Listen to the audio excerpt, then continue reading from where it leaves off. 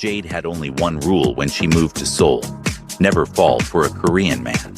But that rule shattered into a million pieces the night she made a bet with the most dangerous man she'd ever met.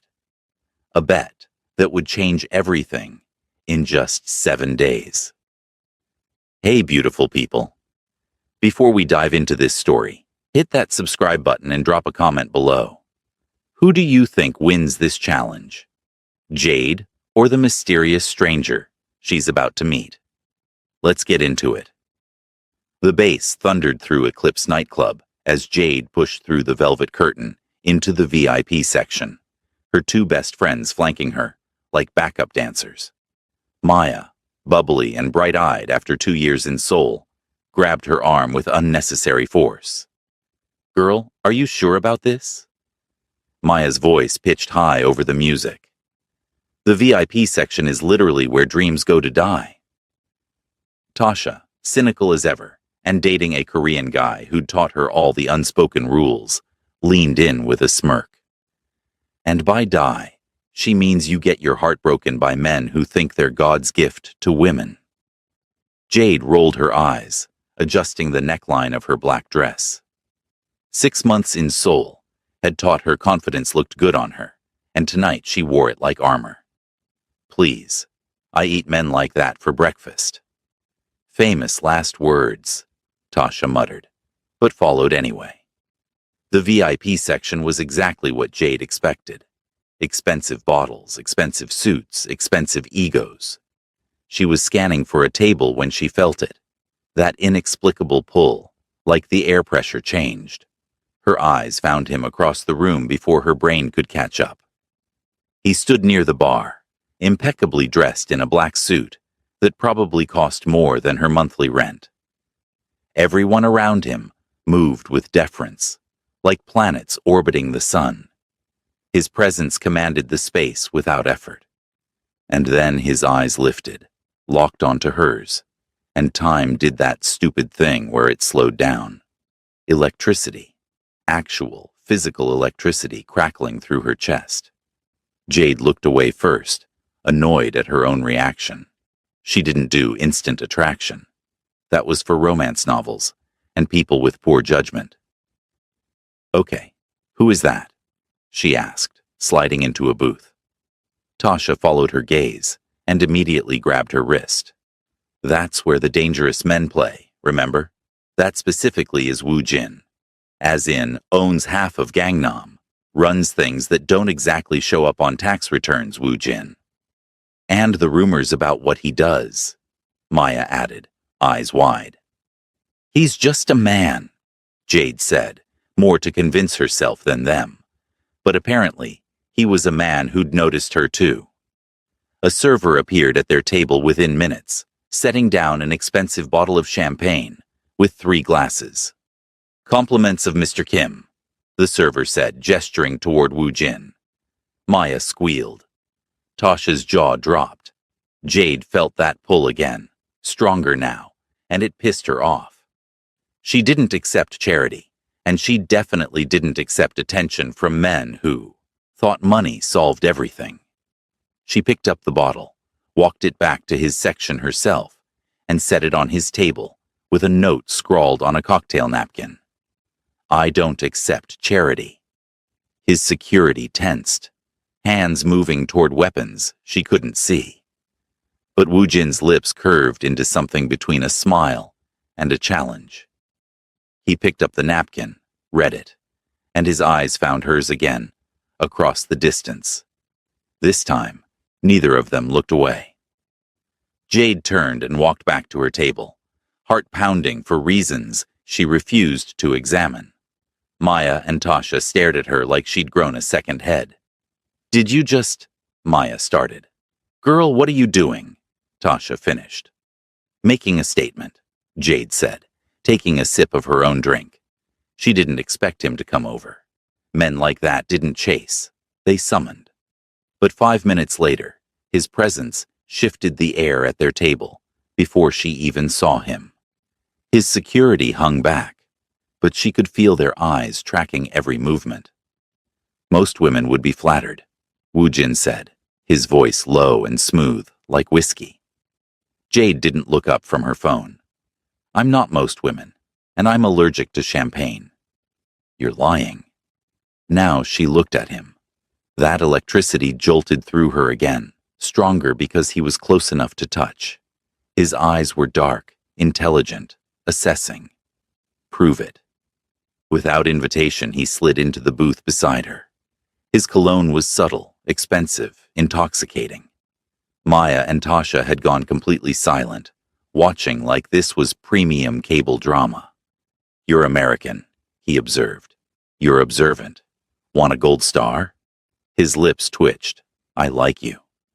Congratulations. I don't think about you at all. Tasha made a choking sound. Woo Jin's smile grew, genuine now, like she'd surprised him. What's your name? Does it matter? It does to me.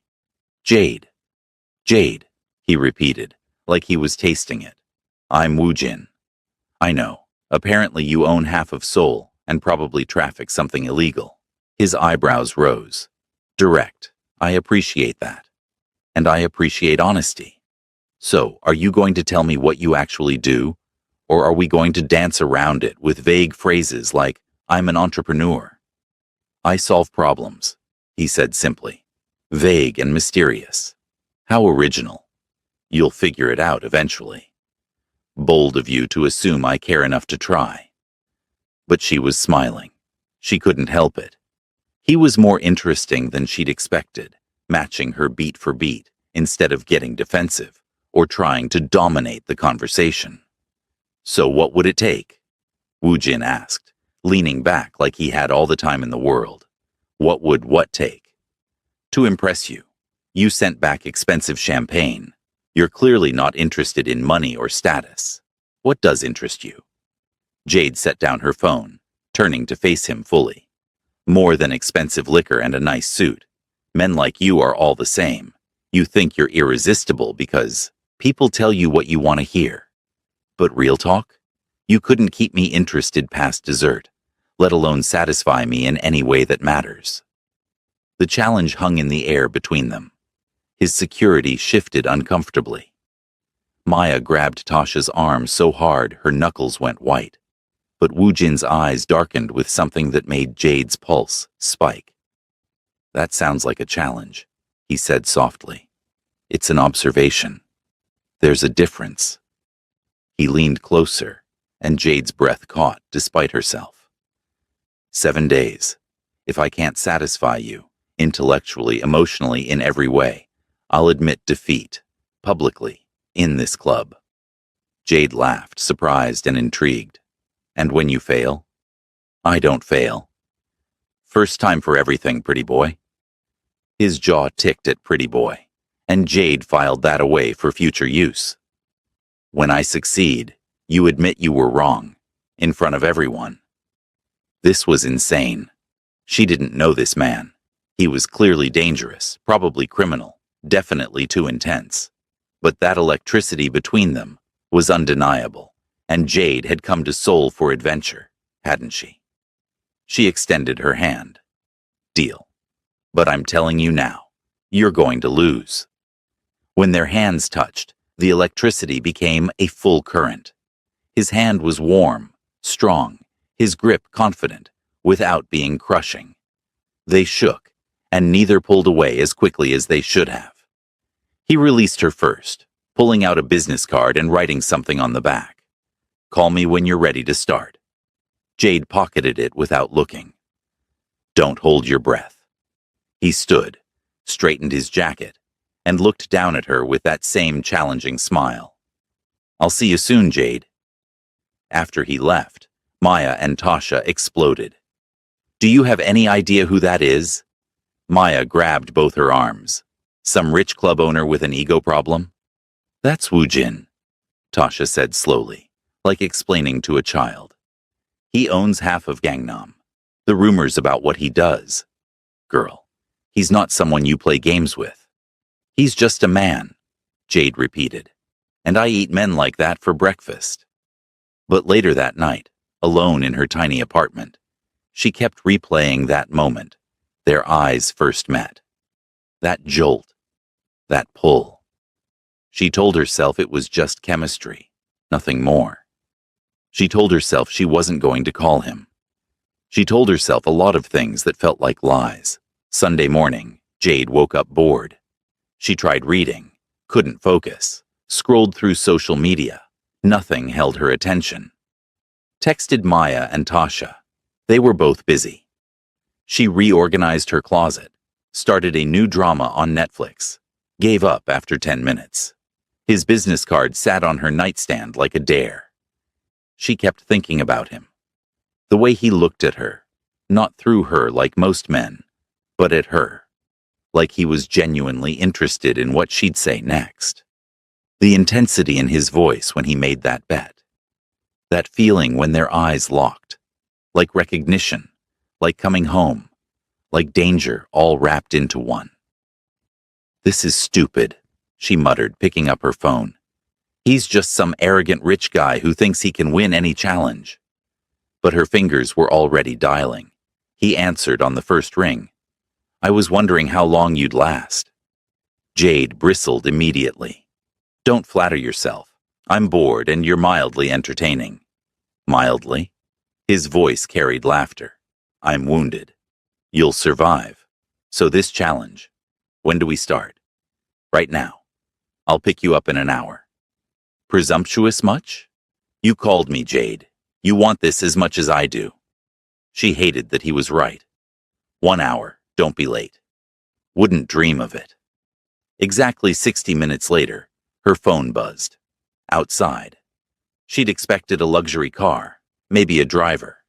Instead, Woo Jin stood beside a sleek black sports car, casual in jeans and a fitted t-shirt that showed off arms she definitely didn't notice. "You drove yourself?" she asked, sliding in. "Surprised?"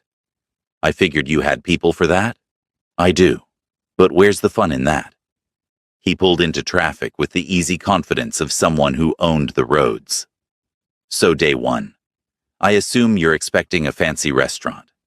Michelin stars, wine pairings, the whole performance. Isn't that the playbook for men like you?" He grinned, and it transformed his face from intimidating to genuinely handsome. "I don't follow playbooks." 20 minutes later, they pulled up to an indoor go-kart racing track. Jade stared. "Seriously? You said you wanted to be satisfied. I'm going to beat you at everything until you respect me." "Oh, it's like that?" "It's exactly like that." She couldn't help but smile as they geared up. Helmet on, sitting in the low cart, she felt something shift. This wasn't some calculated seduction attempt. He was actually trying to have fun with her. "First 1 to 5 laps wins," Woo Jin said, pulling up beside her. "What do I get when I win?" "When?" "Confident. Just realistic, pretty boy." There was that jaw tick again. "We'll see about that." The race was chaos. Tight corners, engine roars, Jade's competitive streak kicking in full force. Woo Jin drove like he did everything else. Controlled, precise, ruthless. But Jade drove like she had nothing to lose, taking risks that made him glance over in what might have been concern or admiration. Final lap, she was half a joy's cart length behind. The finish line approached and Jade made a split-second decision, cut the corner tight, risking spinning out. Her cart skidded, recovered, and she crossed the line, inches ahead. She yanked off her helmet, adrenaline singing through her veins. Woo Jin climbed out of his cart, walked over, and she braced for excuses. Instead, he smiled, genuinely. "Beginner's luck." "Keep telling yourself that, pretty boy. You know, most people don't call me that. Most people are scared of you. I'm not. I'm starting to realize that." He looked at her differently now, respect mixed with that dangerous interest. "Come on. I'm hungry." She expected him to take her somewhere upscale. Instead, they ended up at a street food stall, sitting on plastic stools, sharing tteokbokki that burned her tongue. "This is your idea of impressing me?" Jade asked, but she was smiling. "Is it working?" "Maybe a little." They ate and talked, Surface-level stuff at first. He asked about her job teaching English. She deflected with sarcasm. She asked what he actually did. He remained vague. I solve problems, he repeated. You said that last night. Still not an answer. What do you want me to say? That I run businesses that operate in gray areas? That some of my income streams wouldn't stand up to government scrutiny? That people fear me for good reason? Jade studied him. At least you're honest about being a criminal. Does it bother you? She considered. It should. By all logic, she should walk away from this man who casually admitted to illegal activities. But there was something in his eyes. Not cruelty, not violence, just intensity, purpose. Should it? She countered. Most people would say yes. I'm not most people. You established that last night. His smile was slow, appreciative. No, you're really not. As they ate, their banter flowed easier. He was funny when he wasn't being mysterious, quick-witted, matching her energy. When their fingers brushed reaching for the same piece of food, that electricity sparked again. So what's your story? Wu Jin asked. American Girl moves to Seoul alone. There's usually a story there. Maybe I just wanted adventure. Maybe. Or maybe you were running from something. Jade's defenses rose. Aren't we all? Fair point. He didn't push, which she appreciated. For what it's worth, I'm glad you ran here. Smooth. I'm serious. You're different. Interesting. High praise from the man who owns half of Seoul. Money doesn't make people interesting. It usually makes them boring. He leaned back, studying her. You don't defer to me. You don't try to impress me. You called me pretty boy twice, and meant it as an insult. It is an insult. I know. That's why I like it. Jade laughed, despite herself. You're weird, says the woman who accepted a 7-day challenge from a stranger. Touché.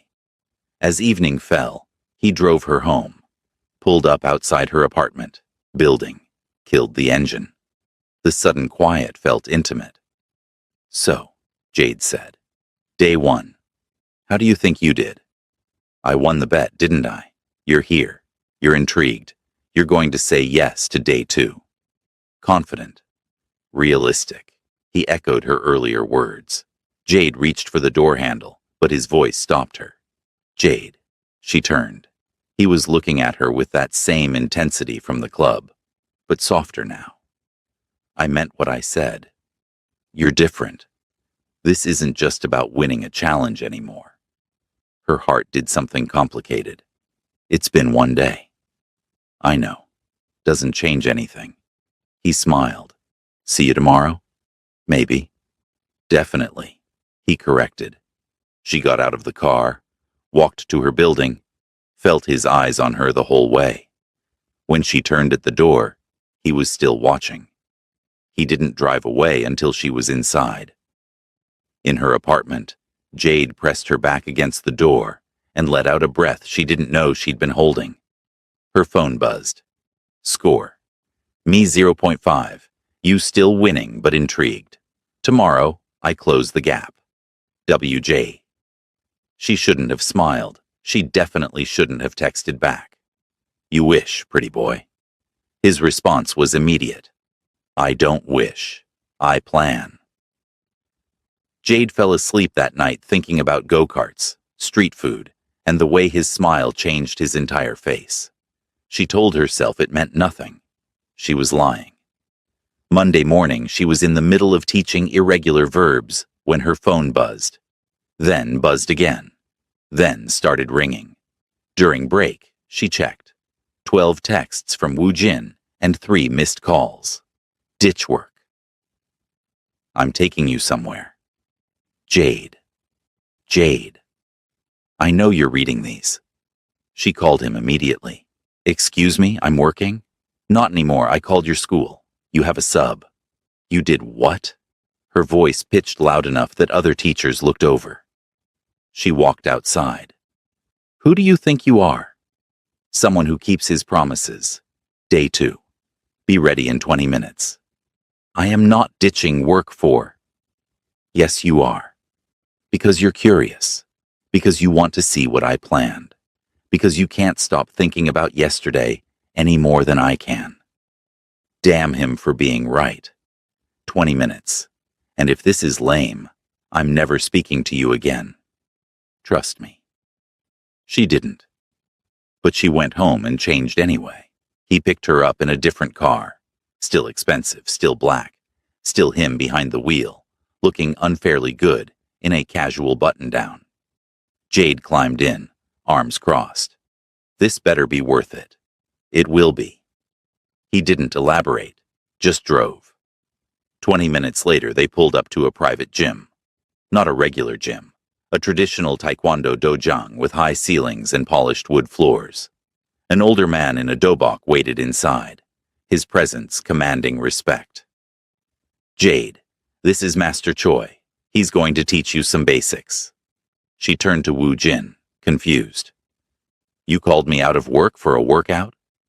I called you out of work to learn something real. You said you wanted substance. Here it is. Master Choi bowed, and Jade automatically bowed back. For the next hour, he taught her stances, blocks, basic strikes.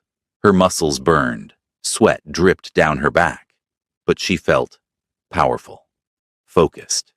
Then Woo Jin stepped onto the mat. My turn, he said, already in a dobok that showed off his athletic build. Your turn for what? To spar with you. Gently, he added at Master Choi's warning look. They circled each other, and Jade felt that electricity again, but different now. Physical. Charged with awareness of his body, his strength, how close they were. He moved with controlled grace, correcting her form with careful touches, hand on her hip to adjust her stance, fingers on her wrist to change her angle. Every touch burned. Focus, he murmured, too close to her ear. I am focused. Liar. She threw a punch, controlled, like Master Choi taught. Woo Jin blocked it easily, but she'd expected that. What she didn't expect was her follow-up kick to actually connect with his side. Not hard, but enough. He stepped back, surprised. A small cut appeared on his lip, where she'd accidentally caught him. Then he grinned. Finally. I knew there was fire under all that sass. You haven't seen anything yet. They sparred for another 10 minutes, both breathing hard, both hyper-aware of each other. When Master Choi called time, Jade's heart was racing, and it had nothing to do with exercise. In the car afterward, Woo Jin drove in comfortable silence until she asked, Where to now? I want to show you something. Mysterious again. You'll see. He took her to Eclipse, but during the day, empty of the nighttime crowds. Without the music and lights, it was just a large, elegant space. But walking through it with him, watching how his staff greeted him with respect and barely concealed fear, Jade saw the reality of who he was. His office was on the top floor, sleek, modern, with floor-to-ceiling windows overlooking Seoul. Security everywhere, men in suits speaking in low voices, going silent when she appeared. So, Jade said, standing at the window, Korean Mafia. Woo Jin leaned against his desk. I prefer entrepreneur with flexible ethics. That's a fancy way of saying criminal. Does it bother you? He watched her, carefully. Jade turned to face him. She should say yes. She should run. Should it? Most people would say yes. I'm not most people. You established that on day one. His smile was slow, dangerous. No, you're really not. The tension was thick between them. Score was even now. She was hooked but wouldn't admit it. Tuesday came, and Jade deliberately made herself unavailable. She ignored his texts, all 12 of them. Went out with Maya and Tasha to a bar in Hongdae, determined to prove to herself that she didn't need this complicated, dangerous man in her life. So you're hiding, Tasha said, sipping her mojito. I'm not hiding. I'm being independent. You're scared. Maya corrected, always too perceptive. He's gotten under your skin. He has not. Oh no. Maya's eyes went wide, looking past Jade's shoulder. Jade turned. Wu Jin stood in the doorway, dark jeans and a leather jacket, scanning the crowd with that predatory focus. When his eyes found hers, everything else faded. Maya stood immediately. You know what? Tasha and I just remembered we have that thing. What thing? Tasha asked. Maya kicked her under the table. That thing. Let's go. Traitors, Jade muttered as they abandoned her. Wu Jin slid into the booth, and his presence filled the entire space. Smart friends. Are you stalking me? We have a challenge. You don't get to hide. I'm not hiding. I'm living my life. You're not that important. He leaned close, and Jade's breath caught despite herself. Liar. Delusional, she shot back. But her voice wasn't as steady as she wanted. If I'm so unimportant, why did you ignore exactly 12 texts today? Why are your hands shaking right now? Why can't you look at me? I can look at you. She forced herself to meet his eyes. Mistake. That pull was overwhelming. He stood, extended his hand. Come with me. I'm busy. No, you're running. There's a difference. His voice softened. Day 3, Jade. Don't make me beg. Would you? Beg? His eyes darkened. For you? Eventually, yes, but not tonight. Jade wanted to refuse, wanted to prove she had control. But she took his hand. What she didn't expect was for him to pull her up and throw her over his shoulder, like she weighed nothing. Put me down, she shrieked, hitting his back while the entire bar watched. No. Wu Jin! I like when you say my name like that. Angry, breathless. He carried her out to the sound of laughter and wolf whistles. He deposited her in his car, and she was fuming, flustered, and trying not to smile all at once. You're insane.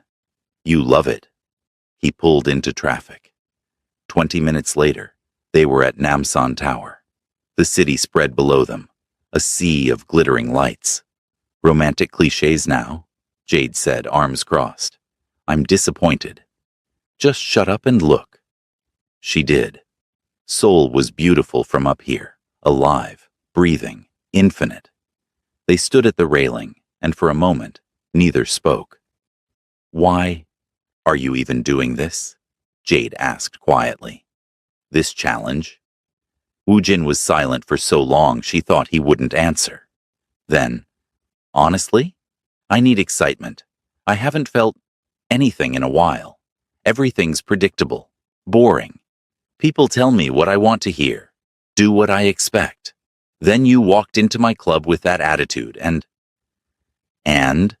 She turned to him, softer now. He turned to face her fully. And I felt something for the first time in years. The air between them charged, heavy with possibility. He stepped closer, hand coming up to cup her face. His thumb brushed her cheek and Jade's heart forgot how to work properly. Wu Jin, she whispered. He leaned in, lips a breath away from hers. She could feel his warmth, smell his cologne, see the intensity in his eyes. His phone rang. The moment shattered. Wu Jin closed his eyes, jaw clenched in frustration. I need to take this. Of course you do, Jade said, breathless and trying to recover. He answered, rapid Korean, his entire demeanor transforming. The man who'd been soft with her disappeared, replaced by someone cold, commanding, dangerous. After hanging up, he looked at her with genuine regret. I need to handle something. Jade recovered her sass like armor. And here I thought I was the exciting part of your day. You are. That's the problem. He touched her face once more, brief and aching. I'm sorry. He left, sent his driver for her.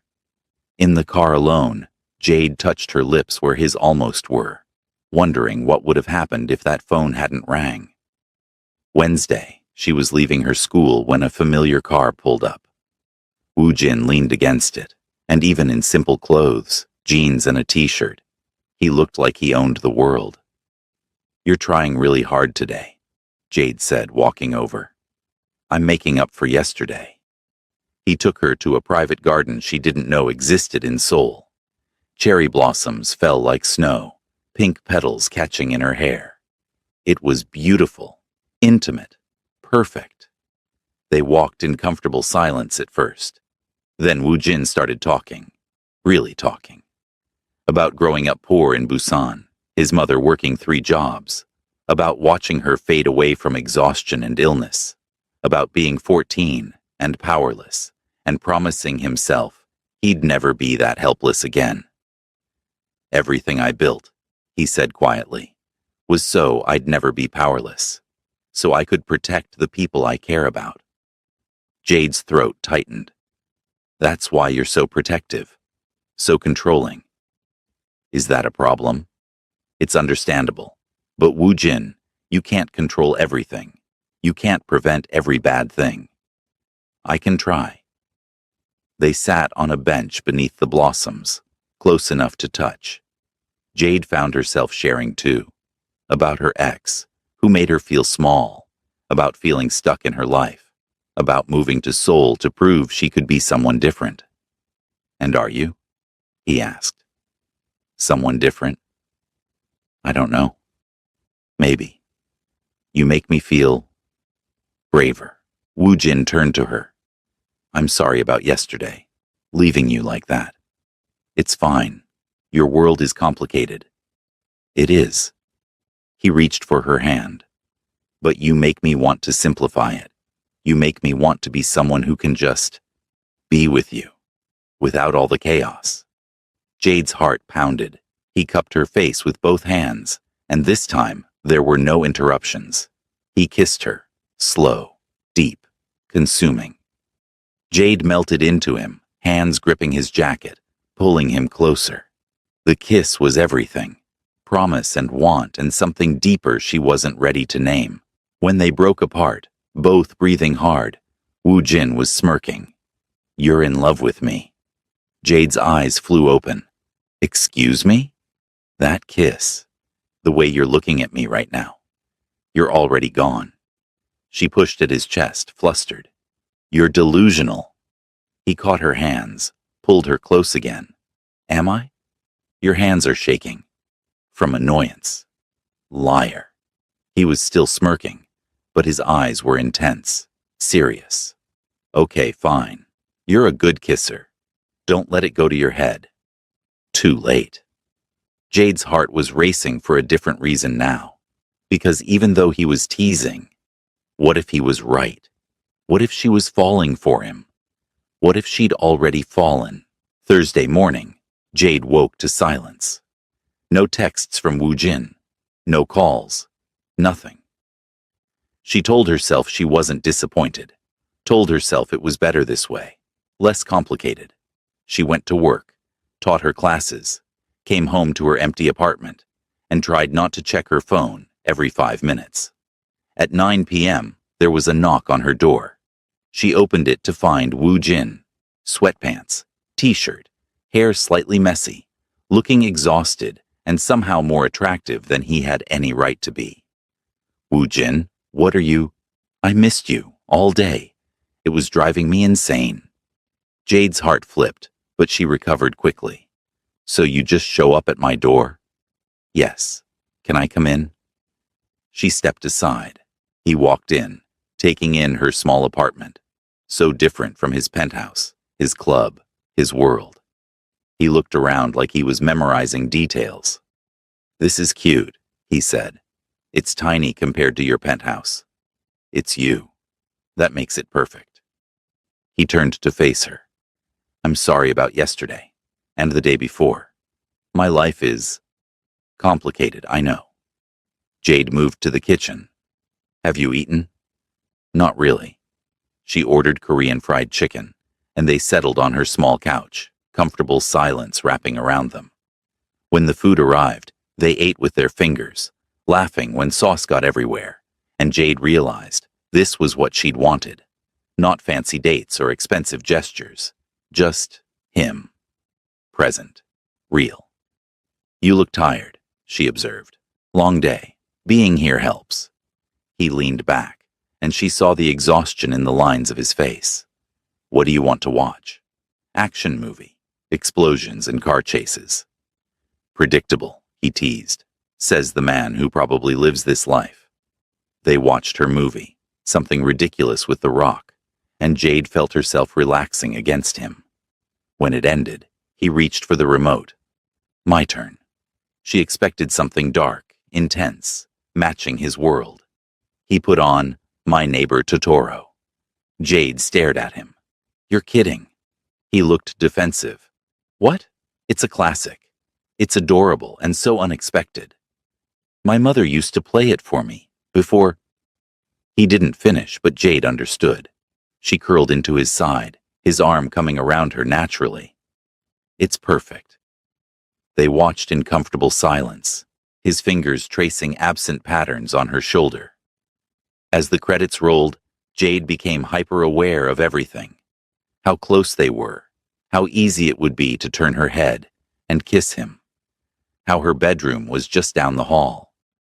They'd been dancing around this for days. The tension was suffocating and intoxicating all at once. She looked at him. He was already looking at her. You're not going to try anything? She asked. No. Why not? I know you want to. He turned to face her fully. I do. Trust me, I do. But when we finally do this, when I finally have you, I want to feel like I've earned you. Not just satisfied some challenge, but actually earned the right to touch you like that. Jade's heart stopped. Woo Jin. 2 more days, Jade. I can wait 2 more days. He kissed her forehead and left, leaving Jade sitting on her couch, stunned and definitely falling completely in love with him. Friday was Jade's turn. She texted him first. My turn. Be ready at 6. Maya and Tasha helped her plan over lunch. Girl, you're planning a date for him, Maya said. You're in deep. It's not a date. It's part of the challenge. Keep telling yourself that, Tasha laughed. Jade took him to her world, her school, introduced him to her students. She expected him to be awkward or uncomfortable, but he was neither. He was patient, funny, got down on their level, and made them laugh. One little girl asked in Korean if he was Jade's boyfriend. Jade understood enough to blush, but before she could answer, Woo Jin responded in Korean, I'm trying to be. Jade's heart did that complicated flip again. After school, she took him to a noribang, private room, just them. Made him sing while she recorded on her phone, laughing as he committed fully to terrible ballads and rap songs. Your turn, he said, pulling her up. They sang duets, off-key and perfect. Between songs, sitting close on the leather couch, breathing hard from laughter, Woo Jin took her hand. Thank you. For what? For letting me into your world. For trusting me with the parts of your life that matter. Jade's throat tightened. You're making this really hard, you know. Making what hard? Pretending I don't care about you. He cupped her face with both hands. Then stop pretending. 1 more day, she whispered. 1 more day. He kissed her, sweet, promising, full of everything they'd been building. When they broke apart, Jade smiled. For the record, you're winning. I know. Saturday, day 7, final day. Woo Jin picked her up at sunset, took her to his penthouse. Floor-to-ceiling windows showcased Seoul sprawling below, the city lights creating an intimate glow. Pulling out all the stops? Jade asked. I told you I don't lose. He'd cooked dinner himself, Korean fusion, that was actually incredible. They ate at his dining table, every look weighted with anticipation, every word charged with what was coming. After dinner, he put on music, slow, sensual R&B, extended his hand. Dance with me. That's your big finish? Dancing? He pulled her close. Trust me. They moved together slowly, bodies pressed tight. His hand on her lower back, her arms around his neck. They fit perfectly, moved like they'd been doing this for years instead of days. 7 days ago, Woojin murmured against her ear, "You said I couldn't satisfy you." Jade's breathing quickened. "I remember. Do you still believe that?" His lips brushed her neck, and she gasped. "That's not fair. All's fair in love and challenges." He pulled back to look at her. "Love, Jade. I'm in love with you." Her breath caught. "Woojin, I know it's been 7 days. I know it's insane. But I've never felt this before. This certainty. Like you were always supposed to walk into my club and challenge me and turn my entire world upside down." Jade's eyes filled with tears. "I love you too. I didn't want to. You're complicated and